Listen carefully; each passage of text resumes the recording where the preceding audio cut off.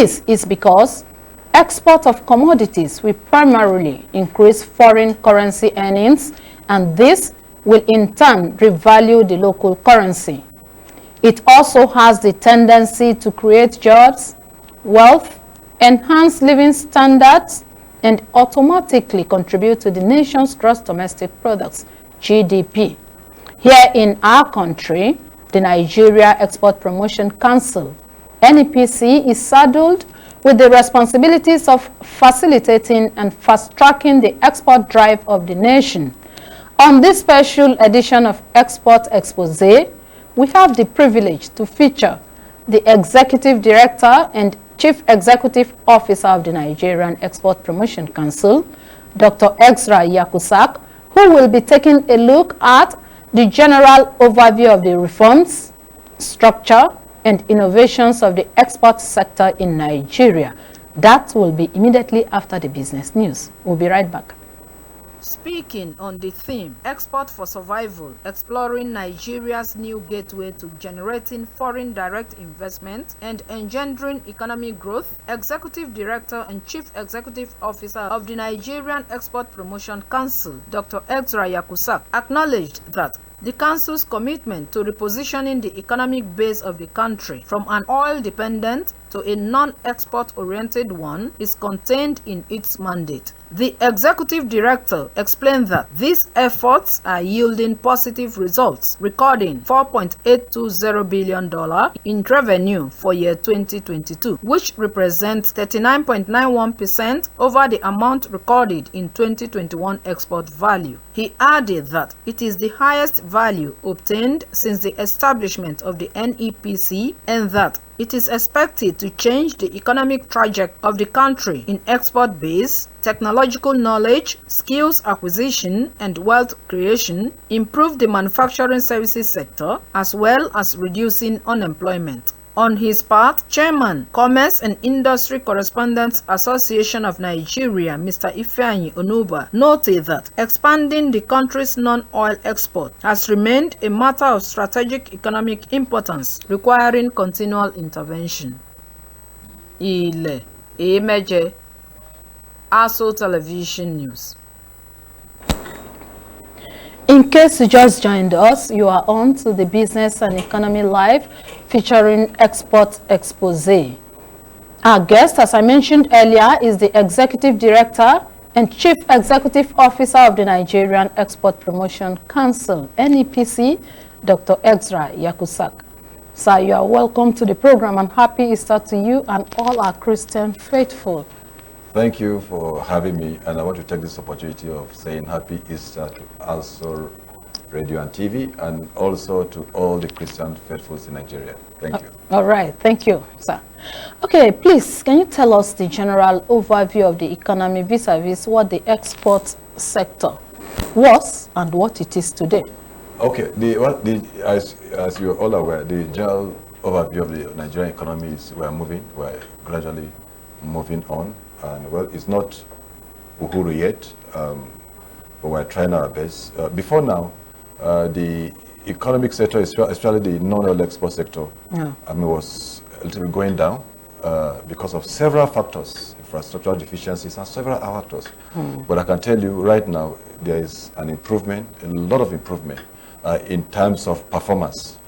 You are aware that last year, the NEPC performance, the non-oil export performance was very impressive, very, very impressive, the best we've ever had as a nation last year. And to that extent, I can say we are doing very, very, very well. Okay. Last year, we recorded the highest non-export performance in year 2022. Yes. So what assurance are you giving us for the year 2023? Well, what will be our hope? Okay, year 2023 is promising, because right now we are compiling the first quarter of our non-oil performance for 2023, the first quarter.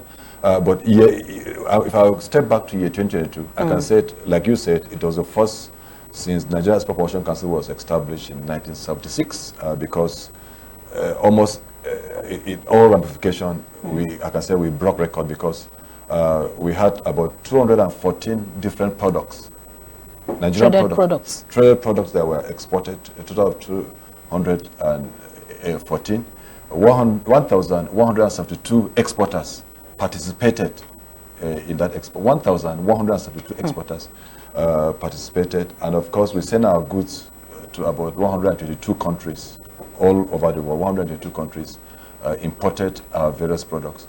What that tells us is that as a nation, we are doing well, but we just need to do more. In terms of loading points, we had about 19 departure loading points that our export departed from, and the non-export departed from. I'm giving an example of loading points like the Apapa port was there, is there, and many other ports, and even our border ports. We captured the export performance in those border ports. And from that report, I'm so happy to see that Nigeria is gradually moving towards export of raw commodities to value added, i.e. processed or manufactured. Okay, from raw materials. From raw materials, yes, to process or finished goods. Yes, because last year, if you look at that report critically, by the way, the report is, we glean it from reports from the various pre-shipment inspection agents set up by the federal government under the Pre-Shipment Inspection Act. And if you look at that report very well, you realize that there was a change there's a change in the way and manner Nigerian exported their goods. Because last year we had an export volume of about 30% raw commodities exported. Okay. You may say 30% is high, but if you know where we're coming from, you know it's good news, because the manufacturer of semi-manufactured products had 39%. Okay. This is a change in the traditional way of export, because before now, what you will see is the the raw commodities topping the list as against finished goods or processed or manufactured goods. So that's good news to us. And what we are saying, because it's good news, because we are telling Nigerians that we don't need to export raw commodities. What we need is to add value on our commodities, process our commodities, manufacture our commodities before export. And so it was really good news to us. The sad news from that report, I must say, the sad news from that report is the fact that out of the top 10 export destinations among those 122 countries, none of them was an African country. None of them is an African country. None of them is an African country. Out of the top 10. Now, of course, we had African countries, importing Nigerian products, but then out of the top 10, none of them is an African country. And that is sad for us. And what that means as a nation is that we need to do more to trade within the African continent. Because if you look at statistics, trade within the African continent is about just 12 to 14%, compared to Europe, that is about 60%, Asia 40%. So what are we doing among ourselves? We need to trade ourselves, because we have common value. Our antecedents, we can trade better with ourselves, and that's why the African Continental Free Trade Agreement is very key. So that's the sad aspect of that non-oil export performance for 2022. But apart from that, it was the news. You just quickly took it from me. I was going to ask you, if the African Continental Free Trade Area Agreement was not going to serve as maybe aiding the transactions, that is the trade transaction between Nigeria and other African countries, but you have rightly explained that. No, after it's a very good initiative. After it's a very good initiative. I'm sure the proponents of after realize they need to treat within among ourselves. You see, people have a wrong impression about export. Yeah. And the wrong impression is that if you are exporting, you must export to Europe, America, Asia, or maybe developed countries, to say. But no. If you can export from here to neighboring Niger and get your dollars, it's a welcome development. If you can export to Ghana and get your dollars and get your foreign exchange, really, it's a welcome development. What is export? Export is trade. The only difference between export and domestic trade is that one is beyond the borders, while one is done domestically or locally. So whatever you need to trade and get your foreign exchange, we encourage it.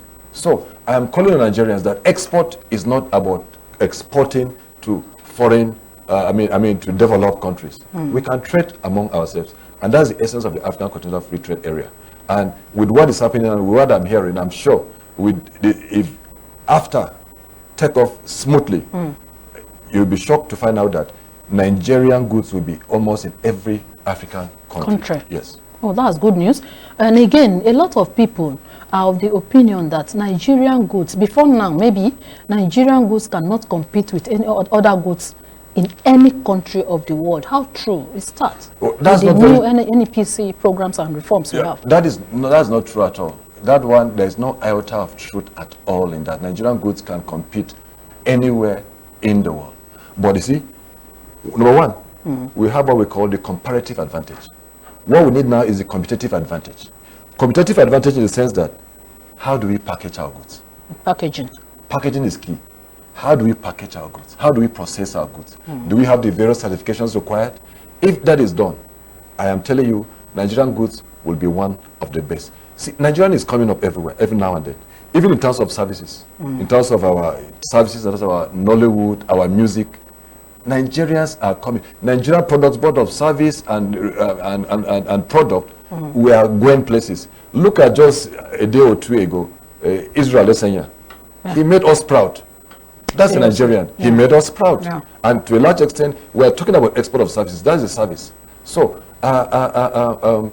it is not correct that Nigerian goods are not doing well out there. In any case, if Nigerian goods are not doing well, why do you think we had an export volume or export performance of $3.820 billion US in 2022? If our goods are not good, why do we have to export to 122 countries? So that debunk that assertion or that theory or that assumption that Nigerian products are not doing well. The only thing, like I said, is we have to do with packaging.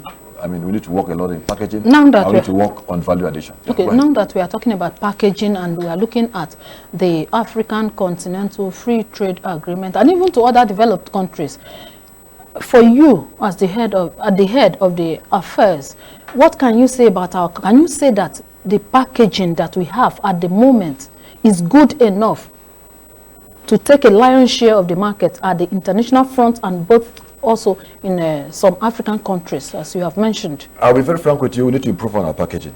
Okay. I'm sure you had we key into the International Women's Day, if you recall, where we organized for the first time. We organized a special edition of International Women's Day, and where we honor women exporters in Nigeria, and we invited them, and we asked them to exhibit some of their products. Now, we did that deliberately. You remember, we went around, myself and my team, we went around. We inspected every product there. We inspected their products. And what we realized is that, yes, the product may be okay. Yes, the product is good, well processed, but the packaging is poor. So what we are doing right now is that, right there, I announced that we're going to have a packaging program, a 2-day packaging program for these women, where we're going to train them on packaging, on what to do, the need for packaging, because packaging serves several purposes. The impression some people have is that packaging is just to protect the product. No, it's not. It's not for the security of the product. Also, you lure people. It's attract. You can attract people through your packaging. If your packaging is bad, no matter how good the product is, nobody, I repeat, nobody may go near that product. But once the packaging is good, before you know what is inside, you will have purchased the product. And so we are going to have a 2-day intensive training for these women, sometimes in April after the Salah. We're going to have that program where we're going to train our women and see how they can improve their packaging. We are bringing experts, by the way, at the cost of NEPC. But apart from that, what we are going to do is also to introduce them to some packaging companies. We have some few packaging companies in Nigeria. That can train them? No, that can train them, that can even, in terms of you want to package, you want to produce. Yes. So we connect them with such companies. We give them a list of such companies that they can go and get their, of course, their products properly packaged after our intensive training program. Okay, that's what we're doing. You know, I asked the question on the backdrop of the fact that some time ago, report had it that some of our products were rejected at the international market, and I think one of the reasons was the packaging problem? I agree with you. One of the reasons was the packaging problem, because out there are standards. And if you don't conform to those standards, your products will be rejected.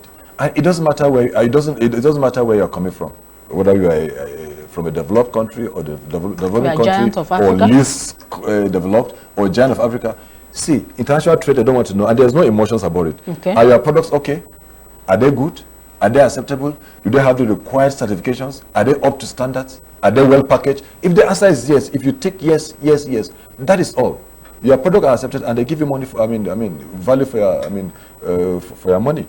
So that is just it. But you don't say I'm coming from Africa, from a least developed country, or why not, or developing country. And no, just manage this product. There's no just manage in the international market. Okay. I mean, in Nigeria, you must meet up with standard. Okay. In Nigeria here, somebody can say, okay, just manage now, just buy this one for me. I never sell market. But no, out there is nothing like that. You may not even know who you are dealing with, by the way. You may not even see the exporter. Okay. What he sees is, you may not need to see the exporter. What he sees is your product. The importer rather. You may not need to see, the importer and exporter don't need to even see themselves. Okay. What they need, I want your product, I want your money. That's all. And once there's a meeting point, deal is struck.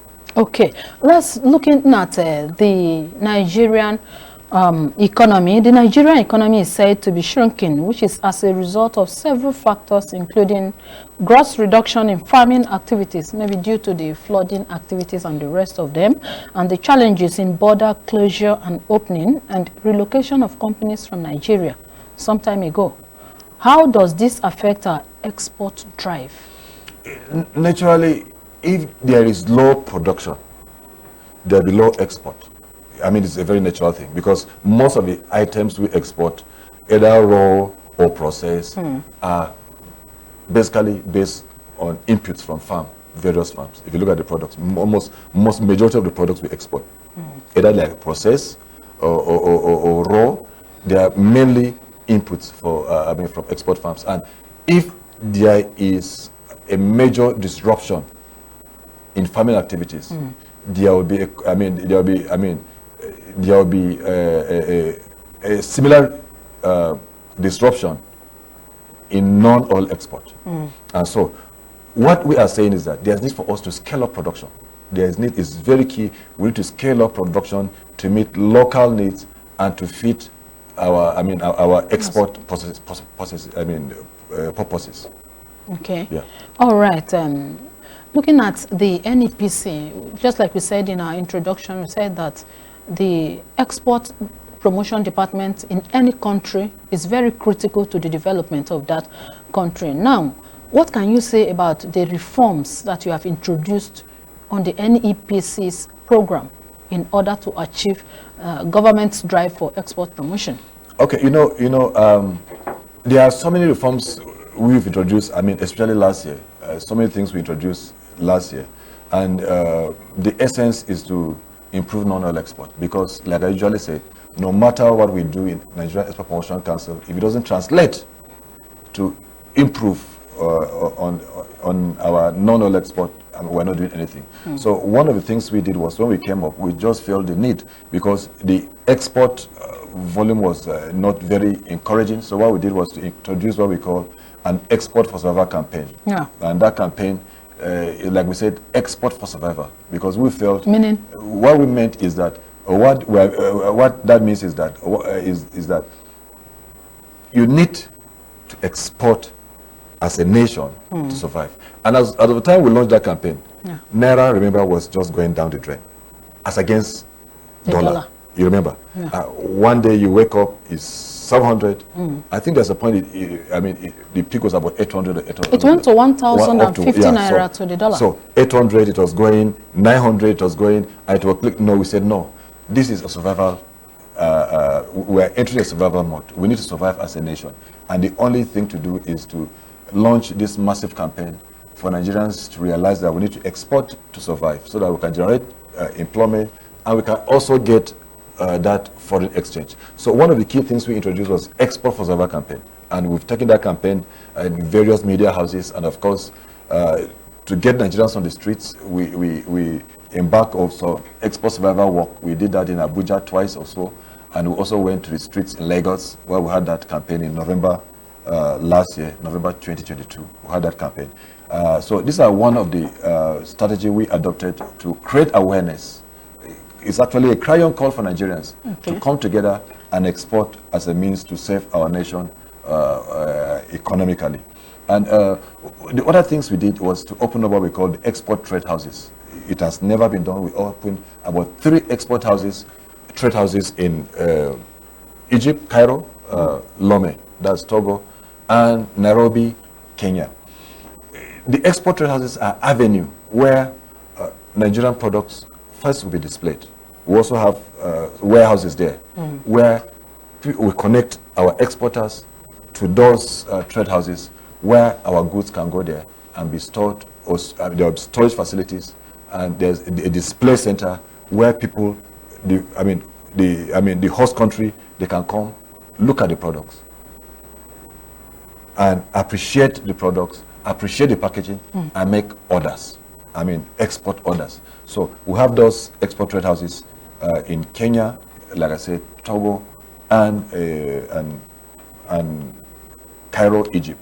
This year we hope to open one. In a few weeks' time, we're going to open one in Hunan province of China.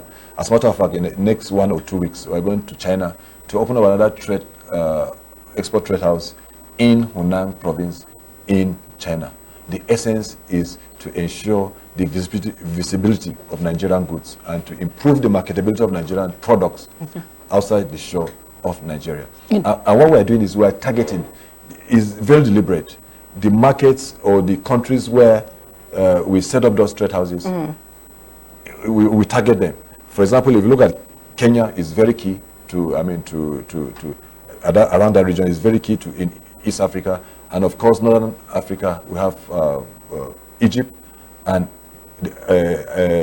Lome is also a trade hub for the West Africa, and so that informed our choice for those countries or those host countries to set up our export trade houses. Okay, in all of the campaign and your reforms, can we say that this has helped to reduce the unemployment rate in Nigeria, looking at our increasing rate of unemployment? Now, you see, what we are doing is like, sometimes you don't realize what we're doing until, down the road, you will appreciate what Export Promotion Council is doing. Ours is like a signboard, a billboard rather. It's like a billboard. You will see from that billboard, you will see an advert on that billboard. You may never know the volume of contacts, the volume of market that advert will bring. You may never know it because people go there, see that advert, and make inquiries or buy the products. That advert you place there, you think you are spending money. You may never know the volume or the market that advert may bring to you. And that's what's happening in NEPC. Once, the moment we encourage, we persuade, we promote non-oil export, what we are doing is that we're actually promoting employment. We're actually promoting industrialization. We're actually promoting foreign exchange earning. We're actually promoting better living conditions for Nigerians. Because if you are exporting, for example, and you're adding value, you can't do it alone. You must employ other people. There's no how you can add value on the product. The value chain. The value chain. You must employ other people. You need hands to help you. So you have to employ people. And you are giving people jobs. You are feeding families. And so, like I said, our job, you may never know, but if you look at even if you look at the export performance and those companies, you'll be shocked to find out the number of jobs those firms or those exporters have given to Nigerians. Okay. For those that are listening to us or watching us that are with us on this platform, and they may also go through the process, maybe they want to seize the opportunity to produce one product or the other, can you just highlight what are the major products that are approved for export in Nigeria? What process do they need to go through to be registered with the Nigerian Export Commission? Because just like you mentioned earlier, that the importers and the exporters, they don't have any contact points. They don't meet themselves. They may not. It is NEPC that will take it to the international front or the African countries of our choice. So what is the process to go through? How can they be registered with the NEPC? How can they take this opportunity, seize this opportunity to create wealth, improve their living standard and the rest of them, just like you mentioned? It's very easy. By the way, the first question you asked was, what are the products one can export? Yes. Am I right? Yes. That was the first question. I'll answer that question first. There are so many products Nigerians can export. But Like? the question is that, what product can you readily or easily access? If you are in Lagos and sesame seed is in Nasarawa, you have to chart or add the cost of getting that sesame seed from Nasarawa To Lagos State. to Lagos. How about you are in Lagos and there's cocoa next to it in Ibadan? Why not go for cocoa? So it all depends on what you want. But like I said earlier on, we exported last year, we exported 214 products. 214 products. Now, between me and you, I can't All go of them. mentioning all 214 products right Maybe away. you'll take But a the little only bit thing, top. the only thing I would say is that what are the questions should be rephrased like, what are the products that are prohibited from export? That should be this thing. What are the products that are prohibited? Prohibited rather, because What are they? that's it. Now, the easiest thing, artifacts, for example, are not allowed for export. For export. Yes, raw skin is not allowed for export. Raw skin, and now, of course, before now, charcoal was not allowed for export. Charcoal, but it has been about a month ago. The Honourable Minister of Environment, Barrister Mohammed, lifted the ban. The federal government lifted the ban on export of charcoal. But one of the key things I need to tell you is that if you want to know, if you desire to know the export, the prohibition list, just go to the custom website, Nigerian Customs Service, ncs.gov.ng. Maybe you say that again. www.ncs.gov.ng. That's the Nigerian Customs Service site, where you have the list of prohibited products for export. That will be easy for now. All right. Yes. Okay. We'll take a short break now and we'll be right back. Stay with us.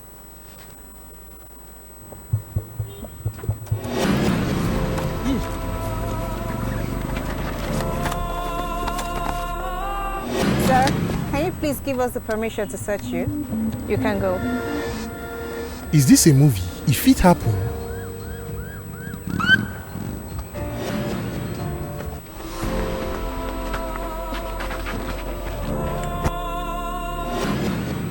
Officer, I beg carry and go station. When our Oga come, you come meet am for there. Hey, Mr. Man, I cannot do that. Tell your guy to come to our station when he returns. Am I in a movie? If it happen, Mama, please.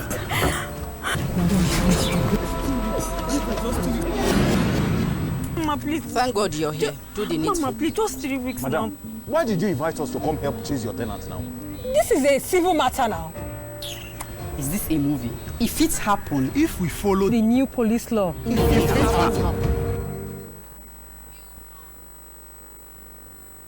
So glad to know that you are here with us on the program, Export Exposé. The guest, the Executive Director and Chief Executive Officer of the Nigerian Export Promotion Council, Dr. Extra Yakusak, is still with us, and we are making an analysis of the general overview of the Nigerian Export Promotion Council and its developmental agenda that can improve the living standard of Nigeria. Sir, over the years, Nigeria has suffered unfavorable balance of trade, so to say, even in relation with some African countries. When we are talking about unfavorable balance of trade, balance of payments, they all go all together. As the giant of Africa, in quotes, what do you think can be done to take our place among the Committee of Nations in the export sector? Okay, balance of trade. What is balance of trade? Balance of trade is simply when you compare Amount of your money export getting your from export import, volume and against your your import. import volume, Simple. yeah. Once one is down, you have a deficit. Yeah. And the question is that, what has led to that deficit? What has led to it? That's the issue. One of the things that has led to that deficit is, number one, when you don't export, when there is no massive or deliberate effort to sustain non-oil export, it leads to that. The second issue is that when people have these cravings for foreign goods, and i.e., that means they import those goods more. So, and of course, that affects our trade balance. It affects our trade balance. People now go for foreign goods because they have these cravings for luxury goods and why not. And of course, once you do that, it affects our trade balance. Now, what needs to be done is, number one, if there's a way we can pump up our export volume. Productivity. That's productivity. We scale up production of our goods, scale up production of our goods, and increase our export volume. I am telling you, the story will change. Now, in scaling up production and in increasing our export volume, there is one key thing that is very important. Now, what is it? That's value addition. Value addition is very key. Let me tell you something.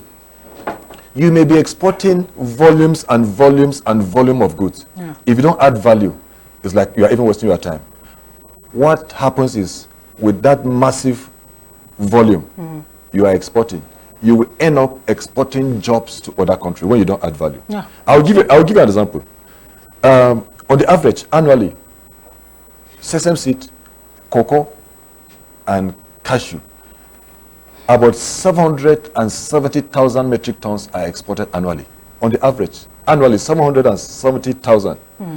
Out of which 12,000 metric tons of that product is consumed locally.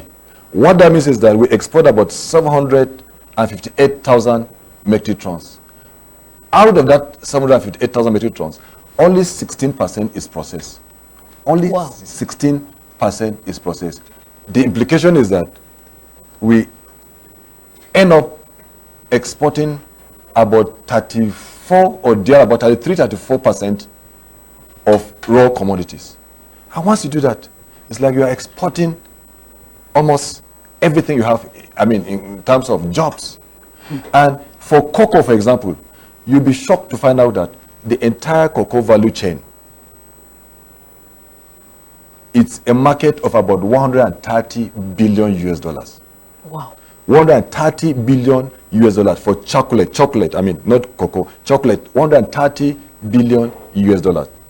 Out of that, Belgium has a market of about 3.16 billion. Listen, Germany, 5.1 billion. Both Germany and Belgium, they don't produce cocoa. Now, Nigeria, Ghana, and Cote d'Ivoire, they produce 72 to 75% of the world cocoa. 72 to 75% of the cocoa that these people are importing. They import and process them. Yes, but listen to this. Out of that 130 billion, Yes, sir. Cote d'Ivoire is about 3.6 or thereabout billion. Ghana is about 1.5 billion. Nigeria is about $804 million only. What? We don't add value. We produce raw, this will produce chocolate and send it back to us, and we buy. That's what's happening. We produce this thing raw, and we send the raw cocoa. And they say, okay, we want the cocoa. We send it to them. They produce it, manufacture it, turn it to chocolate. They don't produce chocolate. But if you look at the statistics, I mean, you weep, because how can you are the one producing, you are the one suffering, somebody is smiling to the banks. So that's the key thing why we keep on saying we need value addition of our products. It's very key. If we can open our eyes to know what value addition is, if we can open our eyes to know what is it to process our products before exporting. Now, we don't need anything. See, we don't need this oil. The truth is that we don't need this oil. And whether we like it or not, one day, the oil will dry up one day. And so, we should live, in export promotion, that's what we're saying is that we should live as if there was no oil at all. As if we don't have oil. We should trade. We should start thinking. We should improvise. We should start, non-oil export as if there is no oil. That is our message in NEPC. That's our message in Nigeria Export Promotion Council. And that's why we're so passionate about it. But if you look at the statistics, you are a Nigerian, for God's sake. You will feel bad about it. Okay. You know, when you're talking about value addition and the need for us to manufacture our goods, a lot of manufacturers, small manufacturers, I may refer to them as, they have come up with the argument that the Nigerian economy or the environment is not very conducive for such, given the fact that we have a level of insecurity, then the problem with energy or power, as the case may be, and other problems, the social ills we have in the society. What would be your advice to the government? You are part of them. What do you think we can do to encourage the supply of maybe energy, and then to stem down the insecurity level in the country? You see, what you are saying is not, is not far from the truth. That's a statement of fact that we have some kind of what we call infrastructural deficiency in our production in terms of non-oil export. And of course, the people that suffer more or the impact more is of course the SMEs who are struggling. Small businesses that are struggling to export. We hear these complaints every day. And you can even, we are talking of energy. Compare energy and diesel. How can you run a business on diesel, on generator, on diesel? You can't make it. But you see, while I advise government to look at those issues, especially incoming government in terms of power and other things, but then one of the key things to cushion that effect, government is wisdom introduced what we call the export expansion grant scheme.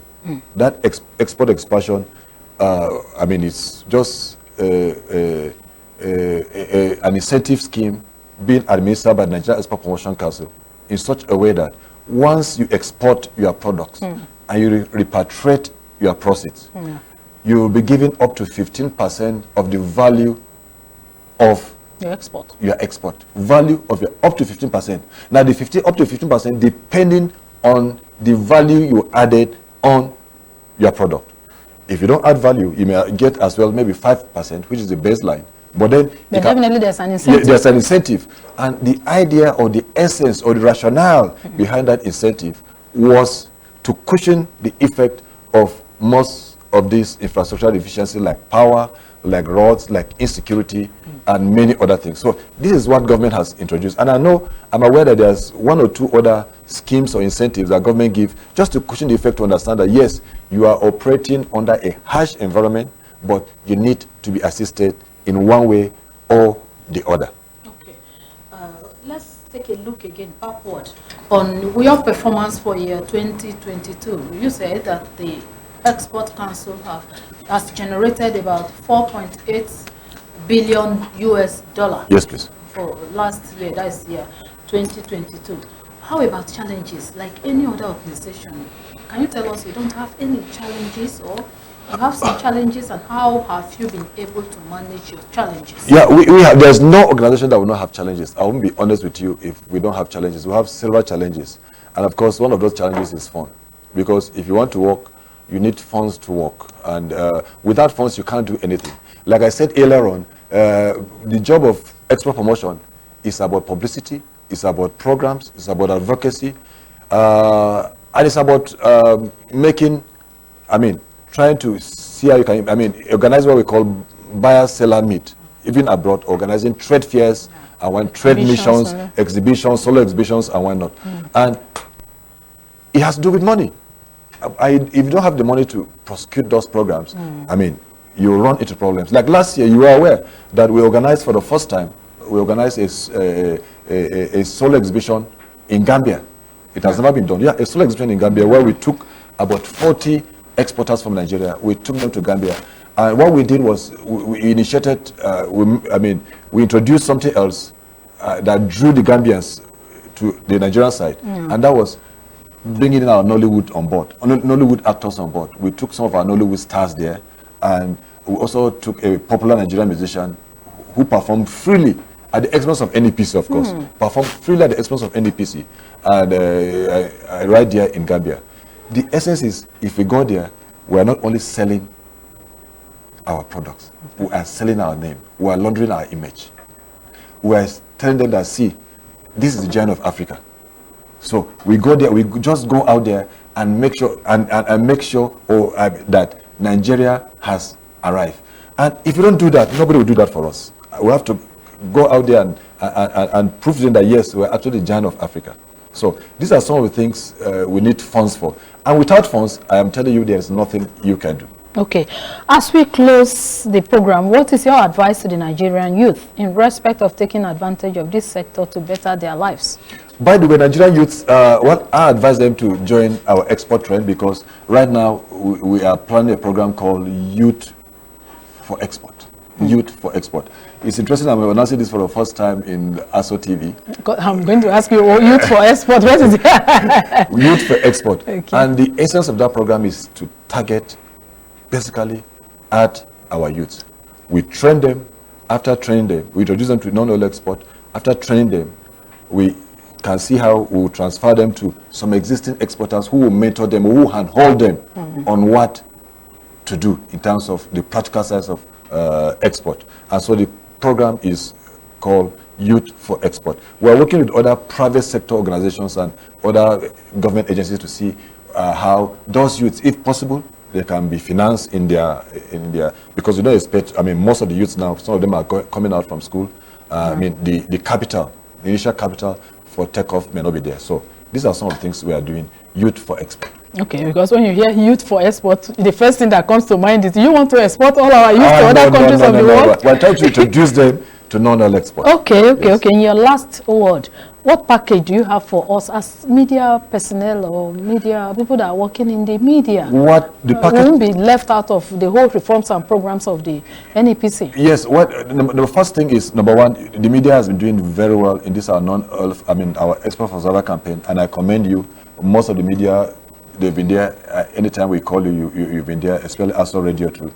And so, for every media person that want to embark on export trade, you are welcome. We have what we call Zero to Export program, or our export clinic, where we can train you on the basic on what to do. So, I mean, you are welcome. All right. Yeah. All right. I believe we have learned something new and have been well informed on how to improve our well-being from the export promotion drive. And that is the size of our package on this special edition of Export Exposé. The guest we have been speaking with is the Executive Director and Chief Executive Officer of the NEPC, that is Nigeria Export Promotion Council, Dr. Exra Yakusaksa. We appreciate your time to educate and enlighten us on the much talked about reforms and achievements so far obtained in your operations. We want to thank you for honoring our invitation. Thank you for having me, and happy Easter once again. All right, and to you out there, our esteemed viewers and listeners, we sincerely thank you for staying with us on this program. Once again, in the spirit of Easter celebration to mark the resurrection of Jesus Christ, ensure to dwell more on issues that can unite rather than dividing us. Have a great season.